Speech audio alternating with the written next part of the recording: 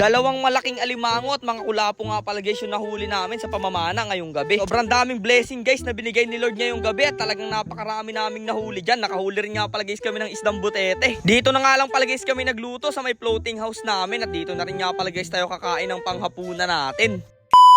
So what's up mga kanapadal lang. So ngayong gabi nga guys, nagkayayaan naman kami ng buong tropa natin na mamana ng mga isda. Eto nga pala guys yung mga things o bagay-bagay na kailangan namin dalhin ngayong araw ay ngayong gabi pala. Meron nga pala guys kaming bag dyan na bagong bili pa namin na punong-puno ng mga rekado. At syempre ito guys aming bahaw na hindi pwedeng mawala. So bali nga guys, agad na rin tayo dyan nagbiyahe. At ang kasama nga pala guys natin mga tropa dyan ay si Tuping, si Balong, si Jeric at si Angelo. Medyo mabilis nga guys ang biyahe namin dyan. Siguro yung takbo namin dyan ay nasa 80 km/h. Ayun o, nasuka talaga. Sana nga lang guys walang checkpoint dito sa daan para hindi tayo mahuli. Wala pa naman guys kaming lisensya dito sa bangka namin. Habang nagbabiyahe nga guys kami dyan ay napakarami ko nakikita ng mga taong naghahanap buhay dito sa Lalao. Ayan guys, kung makikita nyo yung mga ilaw na yan. Yan nga pala guys yung mga nangingilaw dito sa lugar namin na handang buhayin yung pamilya nila. Kaya big shoutout sa kanila at malaking salute. Sa mga gusto nga pala guys magpa-shoutout sa amin dyan ay pakicomment lang yung lugar kung mga taga saan kayo para may shoutout ko guys sa susunod na vlog namin. Buti na lang guys nitong mga nakaraang araw kahit medyo maulan ay malinaw pa rin yung tubig dito sa pagkapapanaan natin. Pagkatubog nga lang guys yung tropa natin si Jerry dyan ay grabe, sumigaw kaagad siya na malaki daw yung nahuli niya. Kaso nga lang guys nung paglapit niya, ito pala yung isdang nahuli niya.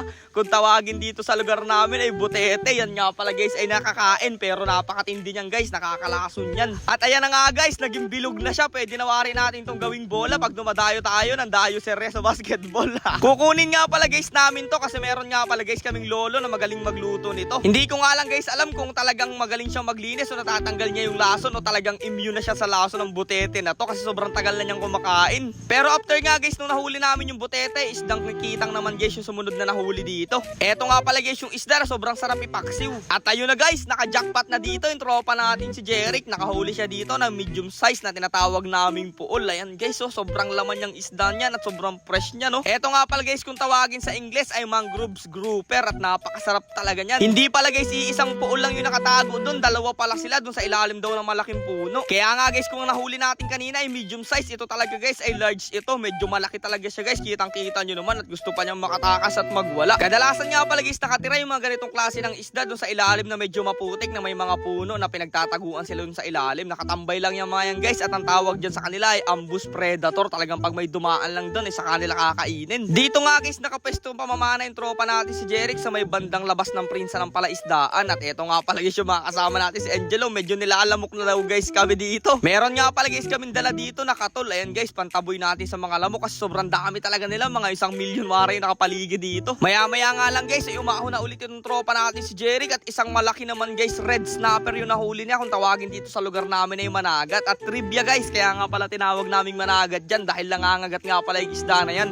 Huwag mong ilalagay basta-basta yung daliri mo sa bibig niya, talagang paniguradong kakagating ka niyan. Nakakatuwa nga guys yung mga binigay na blessing sa atin ni Lord. Eto na kaagad yung nahuli natin at kinuha na rin guys natin dyan yung buteteng malaki. Napakaganda guys dito sa spot na napili namin, talagang walang kaagos-agos at medyo malalim rin yung pwesto dito. May nakita daw guys alimango dito yung tropa natin sa ilalim nitong bato sa may prinsa, kaya dali-dali niya guys binalikan at nung tiningnan niya guys ayun na, nahuli niya kaagad. Nagulat daw siya guys nung pinana niya kanina yung red snapper. Meron pala daw guys katabing alimango yun, kaya nung pagkalagay niya dito sa bangka nung nahuli niyang isda agad niya rin itong binalikan. At ayan nga guys, medyo medium size na alimango na banahawin kung tawagin. Sobrang napaka-solid guys ng mga nahuli na natin, talagang pwede ng pang-ulam itong mga to. At sa sobrang swerte talaga guys namin ngayong gabi, kita nyo naman, ito yung nahuli nating alimango kanina, ay nakahuli na naman kami dito ng isang napakalaki. Tingnan nyo naman guys, sobrang solid, napakaraming alimango pala guys na nagtatago dito sa ilalim ng mga bato. Dalawang banahawing alimango na nga pala guys yung nahuli natin dyan at mukhang sobrang sarap guys ng food trip namin dito. Meron nga guys, pinana pa yung tropa natin si Jeric na malaking ikulapo guys, may 2 kilo daw wari yun. Kaso nga lang guys, nung lumutang siya, ibalik ko talaga yung tunod ng pana niya at nakawala guys. Sayang nun, medyo malaki talaga daw. Pero kahit ganun pa man guys, hindi niya nahuli yung malaking lapu-lapu na yun. Talagang quality na rin guys itong mga nahuli namin. Kasi tingnan nyo naman guys, napaka-solid ng mga nahuli natin ngayong gabi. Kaya sabi ko guys kay Jeric at sa mga kaibigan ko na okay na rin yan guys para makakain na rin kami at medyo nagugutom na rin talaga. Nakakatakam na kasi guys itong mga nahuli natin. Kaya nga guys, syempre naisipan na lang namin na magbiyahe na ulit pa uwi at pumunta dito sa may floating kubo natin. At pagkarating nga guys namin dito, agad na rin namin inasikaso yung mga pwede natin natin ditong maluto. Sobrang fresh nga pala guys na mga isdang ulam natin ngayong araw. At tingnan nyo naman guys itong laman itong isang kulapo. Oh, grabe, sobrang solid. Syempre agad na rin kami nagpasiga ng apoy dyan para mawala guys yung konting lamig at maitaboy na rin yung 1 milyong lamok na sumusunod sa amin kanina pa. Habang nagpapasiga nga guys ng apoy doon, ako naman guys nag-get ako dito ng sibuyas at bawang at gagawin nga pala guys nating luto dito sa mga isdang nahuli natin, ipapaksiwin. Yung 2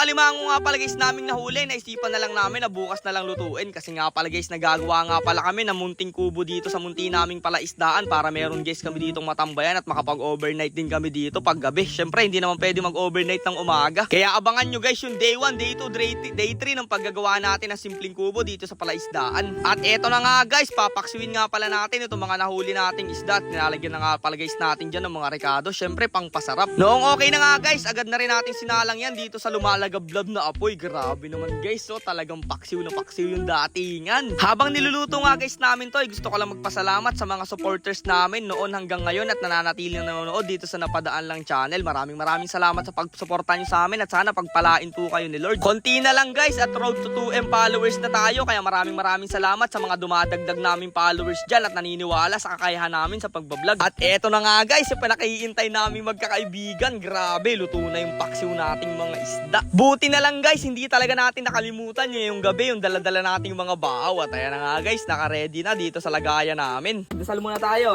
Lord, maraming salamat sa mga blessing at pag-iingat palagi sa amin sa pagbablog. Kayo na po ang bahala sa lahat. In Jesus' name, amen. Amen. Kain na. Kain pa na ito.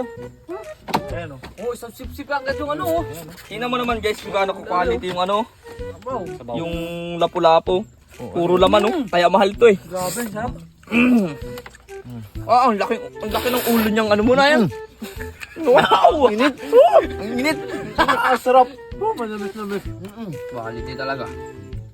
Kahit nga guys, medyo maraming lamok, mga 1 milyon at napakalamig dito ng pamamana namin. Solid naman guys yung food trip namin dito. Kaya para makilala nyo naman guys itong mga kaibigan ko, ang kasama ko nga pala ulit dito, si Balong, si Jeric, si Angelo at si Tupeng. Kaya hanggang dito na lang muna guys. Halika na, sumama ka.